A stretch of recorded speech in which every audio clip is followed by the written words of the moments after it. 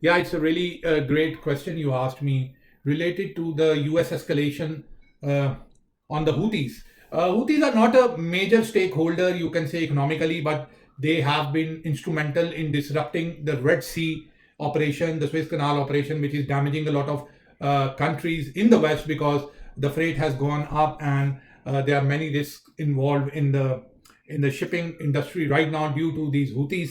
And Houthis, they are closely connected with Iran. So attacking Houthis is like I don't know whether it has to be it was unnecessary. I can't say that because Houthis were attacking the ships and they were proudly doing that in their response. What they say was to the Gaza war.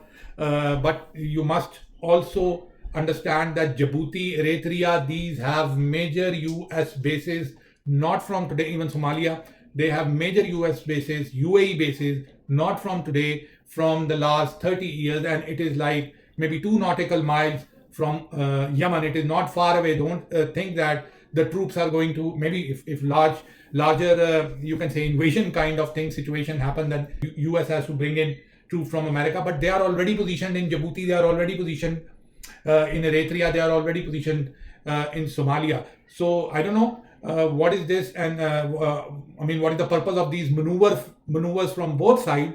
But I think that this is going to destabilize a lot of countries. And Houthis, in return, they have said that they're gonna attack the allies. Allies, the biggest ally you can say is Saudi Arabia, UAE. Let's see if they do that. What will be the response? Will it lead to a proper invasion we have seen in Afghanistan or Iraq, and who's going to lead it? The Middle East troops, or there's going to be a coalition? I don't know. Houthis are not that bigger threat. They are more like a guerrilla warfare thing. But if US pushes them back from the ports and they go back to the mountains, I think the issue will be resolved, because it is the ports which are important. And I don't think US or the coalition will want to pursue them in the mountains and in those areas, in their strongholds.